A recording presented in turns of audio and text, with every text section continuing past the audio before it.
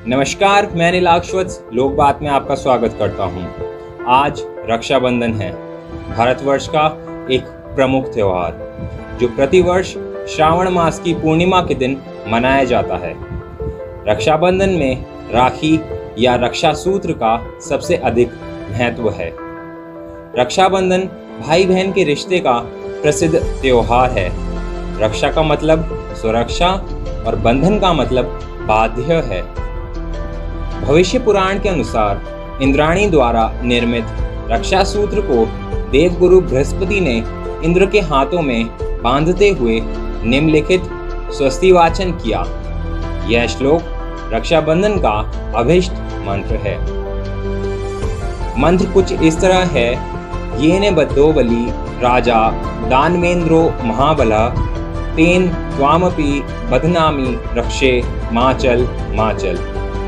इस श्लोक का हिंदी भावार्थ है, जिस सूत्र से महान शक्तिशाली दानवेंद्र राजा बलि को बांधा गया, उसी सूत्र से मैं तुम्हें बांधता हूँ।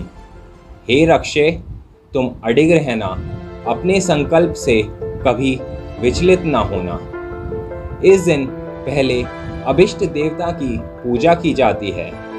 यह पर्व भारतीय समाज में इतनी व्यापकता और गहराई से समाया हुआ है कि इसका सामाजिक महत्व तो है ही, अपितु धर्म, पुराण, इतिहास, साहित्य और मनोरंजन भी इससे अछूते नहीं हैं।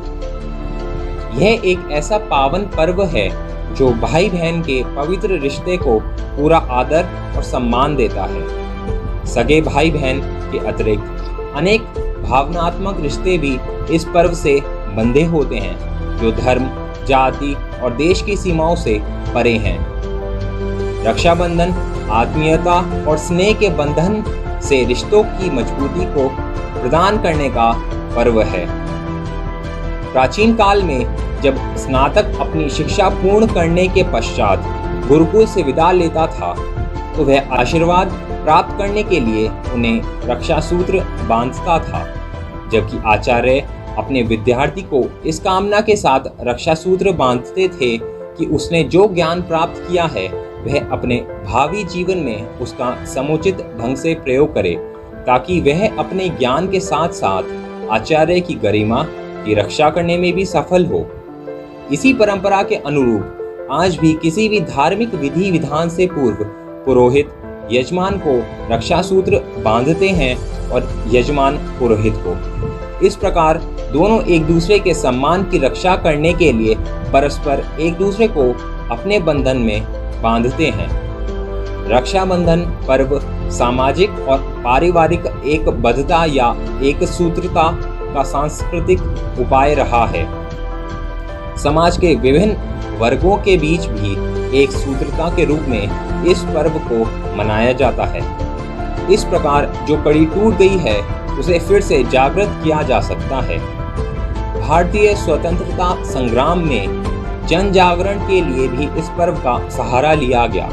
श्री रविन्द्रनाथ ठाकुर ने बंग भंग का विरोध करते समय रक्षाबंधन त्योहार को बंगाल वासियों के पारस्परिक भाईचारे तथा एकता का प्रतीक बनाकर इस त्योहार का राजनीतिक उपयोग आरंभ किया। 1905 में उनके प्रसिद्ध कविता मातृभूमि वंदना का प्रकाशन हुआ, जिसमें वे लिखते हैं: हे प्रभु, मेरे बंगदेश की धरती, नदियाँ, वायु, फूल सब पावन हों। हे प्रभु, मेरे बंगदेश के प्रत्येक भाई बहन के और अंतःस्थल अविच्छिन्न, अविभक्त एवं एक हों। सन 1905 में लॉर्ड कर्जन ने बंग भंग करके वंदे मातरम के आंदोलन से भड़की एक छोटी सी चिंगारी को शोलों में बदल दिया। 16 अक्टूबर 1905 को बंग भंग की नियत घोषणा के दिन रक्षाबंधन की योजना साकार हुई और लोग बाग गंगा स्नान करके सड़कों पर यह कहते हुए उतर आए: सप्तकोटि लोकेर करुण क्रंदन, सुनेना सुनील कर्जन दुर्जन, ताई नीते प्रतिशोध मनेर मतन, करिल आमी स्वजने राखी बंधन। उत्तरांचल में रक्षाबंधन को श्रावणी कहते हैं। इस दिन यजुर्वेदी द्विजों का उपकर्म होता है। उत्सर्जन, स्नान विधि, ऋषि तर्पणादि करके नवीन यज्ञोपवीत धारण किया जाता है। ब्राह्मणों का यह सर्वोपरि त्योहार माना जाता है। अमरनाथ की अति विख्यात धार्मिक यात्रा गुरु पूर्णिमा से प्रारंभ होकर रक्षाबंधन के दिन संपूर्ण होती है। इसी दिन अमरनाथ का हिमानी शिवलिंग भी अपने पूर्ण आकार को प्राप्त होता है। इस उपलक्ष्य में इस दिन अमरनाथ गुफा में प्रत्येक वर्ष मेले का आयोजन भी होता है। महाराष्ट्र राज्य में यह त्योहार नारियल पूर्णिमा के नाम से विख्यात है। इस दिन लोग नदी या समुद्र के तट पर जाकर अपने जनेऊ बदलते हैं और समुद्र की पूजा करते हैं। इस अवसर पर समुद्र के स्वामी वरुण देवता को प्रसन्न करने के लिए नारियल अर्पित करने की परंपरा है। यज्ञोपवीत धारी ब्राह्मणों के लिए यह दिन अत्यंत महत्वपूर्ण है। इस दिन नदी या समुद्र के तट पर स्नान करने के बाद ऋषियों का तर्पण कर नया यज्ञोपवीत धारण किया जाता है। गए वर्ष के पुराने पापों को पुराने यज्ञोपवीत की भांति त्याग देने और स्वच्छ नवीन यज्ञोपवीत की भांति नया जीवन प्रारंभ करने की प्रतिज्ञा ली जाती है। इस दिन यजुर्वेदी ब्राह्मण 6 महीने के लिए वेद का अध्ययन प्रारंभ करते हैं। इस पर्व का एक नाम उपक्रमण भी है, जिसका अर्थ है नई शुरुआत। इतिहास में कृष्ण और द्रौपदी की कहानी प्रसिद्ध है, जिसमें युद्ध के दौरान श्री कृष्ण की उंगली घायल हो गई थी। श्री कृष्ण की घायल उंगली को द्रौपदी ने अपनी साड़ी में से एक टुकड़ा बांध दिया था और इस उपकार के बदले श्री कृष्ण ने द्रौपदी को किसी भी संकट में द्रौपदी की सहायता करने का वचन दिया था। स्कंद पुराण, पद्म पुराण और श्रीमद् भागवत में वानमावतार नामक कथा में रक्षाबंधन का प्रसंग मिलता है। राखी का ऐतिहासिक प्रसंग भी है।